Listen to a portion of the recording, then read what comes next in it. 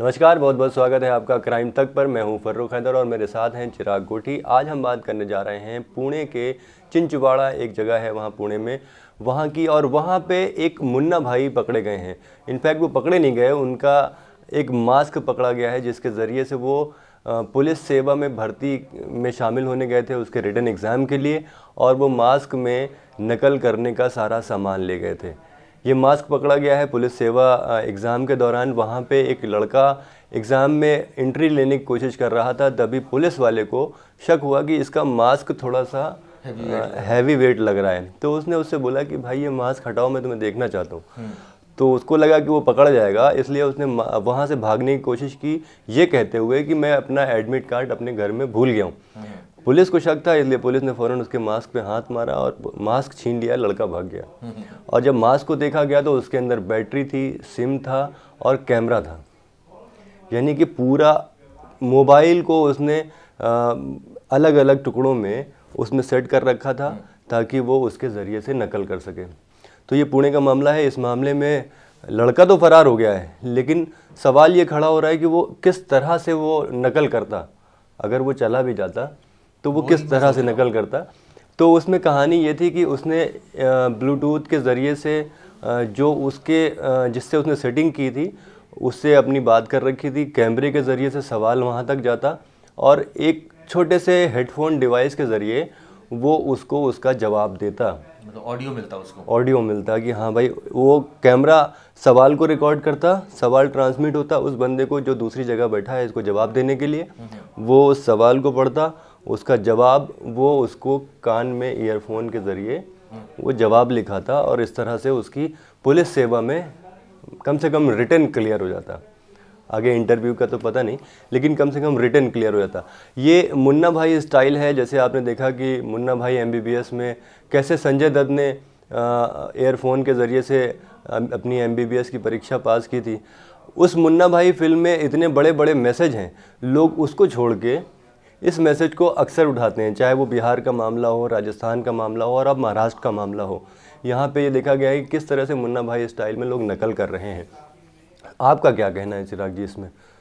ये तो मतलब मैं ही सोच रहा हूँ कि जैसे वहाँ से आप सवाल बता रहे हैं, क्या सवाल है, क्योंकि ऑब्वियसली क्वेश्चन पेपर आपके पास है तो आप बता रहे हैं और वहाँ से आंसर आ रहा है और वो आप लिख रहे हैं, और ऑडियो आ रहा है तो ऑडियो बाहर तक नहीं जा रहा है, सिर्फ आपके कानों तक है, और वो विदाउट कोई डिवाइस भी नज़र नहीं आ रहा है। फॉर एग्जांपल आप मास्क लगा रखा है अपने यहाँ पर, अब वो आपने कैसे, जो मास्क की जो स्ट्रिप है उसके ज़रिए, मैं आपको समझा देता हूँ। जैसे फ़र्ज़ कीजिए ये मास्क था उसका, और उसने इस यहाँ पे अंदर की तरफ, जैसे वो एक मास्क में एक छेद हुआ आता है, हाँ N95 वाला आता है, उसमें उसने कैमरा लगा रखा था। उसकी प्लानिंग ये नहीं थी कि वो सवाल बताएगा, वो मास्क यहाँ पे रखेगा तो उससे अपने आप वो सवाल उसमें से जो है उसको सामने वाले को विजुअलाइज हो जाएगा।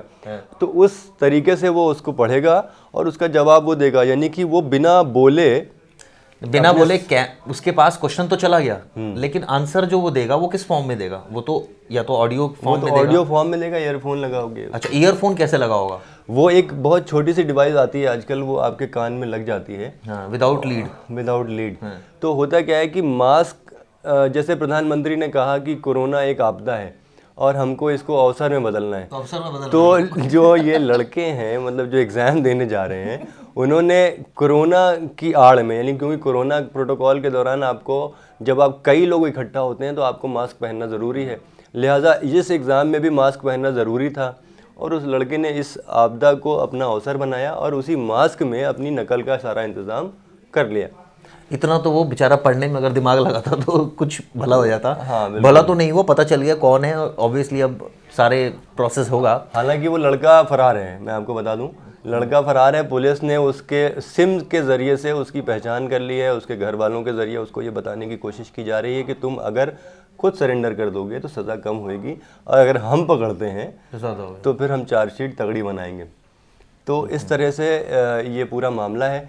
और ये कोई पहला मामला नहीं है। बिहार में तो आपने देखा होगा, हम लोग, आपने खुद स्टोरी भी की थी कि कैसे एग्ज़ामिनेशन रूम के बाहर लोग मतलब उनके बंदे खड़े होते हैं, वो उनको पर्चियाँ देते हैं कि एक विजुअल भी आया था, मुझे याद है अच्छी तरह, जिसमें लोग कूद रहे थे ऊपर से, जब छापा पड़ गया, दिख गए तो एकदम लोग कूद रहे थे। कई लोगों को चोटें भी लगी जो ऊपर लटके हुए थे, जो नकल करवा रहे थे। तो मतलब कहना यही है कि इतना एफर्ट अगर नकल में आप लगा रहे हैं, इतना तो आप अकल में लगा लीजिए, तो उससे जो है वो काफ़ी फ़ायदा हो सकता है।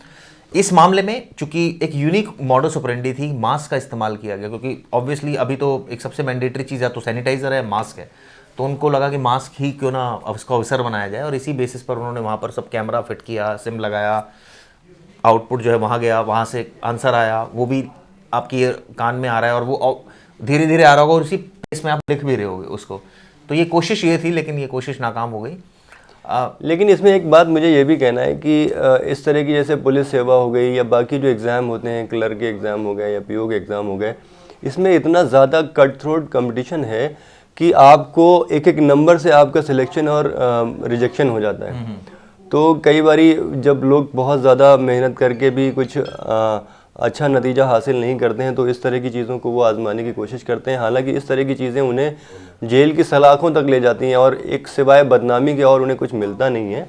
कुछ लोग सफल भी हो जाते हैं, 100 में एक कोई सफल हो जाता होगा, तो वो उससे इंस्पिरेशन लोग लेते हैं। लेकिन आप फिर भी अगर आप सफल हो भी गए तो भी आप अपने ज़मीर को क्या जवाब देंगे? अगर आप नौकरी हासिल कर भी लेते हैं इस तरह से चीटिंग करके, तो आप अपने ज़मीर को क्या जवाब देंगे? मुझे लगता है ऐसे लोगों का ज़मीर ही नहीं होता, वो क्या जवाब देंगे? जब जो शख्स इस लेवल तक जाकर ये हरकत कर रहा है, तो आप सोचिए कि वो तो सब कुछ भूल चुका है ना, उसके लिए कोई ज़मीर नहीं है। उसको ये लगता है कि बस मैं सिलेक्शन हो जाए, मेरा जो है दाल रोटी बढ़िया है, इनकम अच्छी हो, मैं आगे अपना ग्रो करूँ, ठीक है, बस जो हुआ ठीक है, कोई बात नहीं। लोग पता नहीं क्या क्या कर रहे हैं, हमने तो इतना ही किया। ऐसे लोग ऐसे मतलब ये बेतुके जिसको बोलते हैं लॉजिक्स देते हैं कि वो ठीक है, हमने क्या ऐसा कर दिया, भाई दुनिया कर रही है नकल, ये है वो है। तो खैर ये मामला इसलिए हमने उठाया क्योंकि ये एक तो क्वेश्चन, ये एक तो एग्ज़ाम था पुलिस सेवा का, दूसरा कोरोना में जो मास्क इस्तेमाल करते उसको एक तरह से हथियार बनाया गया। हालांकि अब वो जेल की सलाखों के पीछे जल्द होगा, ऐसी हम भी उम्मीद कर रहे हैं।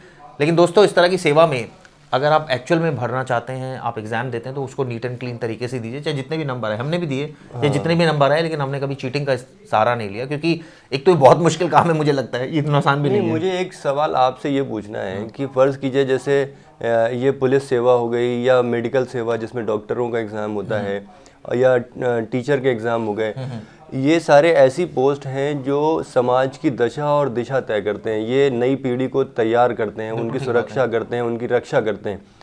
तो ऐसे जो इम्पोर्टेंट एग्ज़ाम हैं, उनमें अगर इस तरह नकलची लोग अगर घुस जाएंगे तो समाज की क्या हालत होगी, आप इससे अंदाज़ा लगाइए। देखिए, इसमें मैं इसको दूसरे सेंस में लेता हूँ।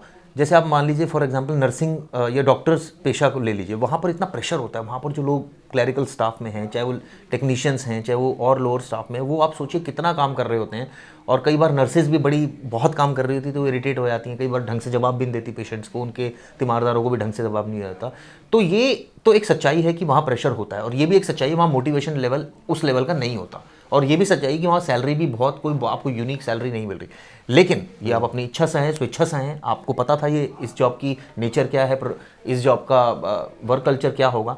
तो इसमें अगर आप प्रेशर में आ रहे हैं और उसकी आड़ में आप भ्रष्टाचार करने लगे कि नहीं यार मैं तो इतना प्रेशर लेता हूँ, मुझे इसकी प्रिविलेज मिलनी चाहिए भ्रष्टाचार की, तो ये कोई लॉजिक नहीं होता। जो मेरा जैसे आपने कहा ना कि अभी की जो ऐसे लोग होते हैं उनके ज़मीर नहीं होते, उनके ज़मीर मर चुके होते हैं। मैं ये कहना चाह रहा हूँ कि अगर फ़र्ज़ कीजिए कोई आदमी नकल करके डॉक्टर बन जाता है, तो उसकी जो समझ का लेवल होगा वो इतना नहीं होगा, और वो अगर कोई गलती करता है तो ये किसी की जान पे बन सकती है। बिल्कुल बन सकती है, ऐसा हुआ है, ऐसे ही ऐसे केसेस हमने देखे हैं। ऐसे ही अगर पुलिस सेवा में कोई शामिल हो गया है, उसको इस बात की इम्पोर्टेंस या इस बात की संजीदगी का अंदाज़ा नहीं है कि कोई टेररिस्ट या फिर कोई गैंगस्टर अगर कहीं किसी लोकेशन में घुस जाता है तो कितना नुकसान हो सकता है। वो पैसे लेके उनको घुसने देता है, तो वो कितना देश के लिए नुकसान वाली चीज़ें हैं। ऐसे ही टीचर में अगर आप देखिए, तो टीचर में अगर कोई टीचर नकल करके भर्ती हुआ है, तो वो बच्चों को क्या शिक्षा देगा? सेम डॉक्टर अगर झोला छाप है तो क्या वो ट्रीटमेंट करेगा? लेकिन इसके अपवाद भी हैं हैदर भाई। मेरे कई ऐसे जानकार हैं जिनके फादर डॉक्टर थे और वो बच्चे डॉक्टर विदाउट डिग्री बने हुए और वो कर रहे ट्रीटमेंट। लेकिन ये बात सच है कि ऐसा नहीं है कि वो ट्रीटमेंट नहीं कर रहे और लोग ठीक नहीं हो रहे, लोग ठीक भी हो रहे हैं, ट्रीटमेंट भी कर रहे हैं। लेकिन एक जो एक्सपर्टी होनी चाहिए भाई, अगर कोई मेजर केस आ रहा है, कोई ऐसा सीरियस केस आ रहा है, तो obviously you can't trust them. आपको अच्छी हॉस्पिटल जाना पड़ेगा, एक प्रोफेशनल से ही आपको बात करनी पड़ेगी। तो ये फ़र्क आ जाता है। खैर डिस्कशन हम थोड़ी दूसरी डायरेक्शन में ले गए। क्वेश्चन यही है, सवाल यही है कि नकल ना करें, अकल का इस्तेमाल करें। That's it. तो आज के लिए सिर्फ इतना ही। कल हम फिर आएंगे नए टॉपिक के साथ, तब तक के लिए नमस्कार।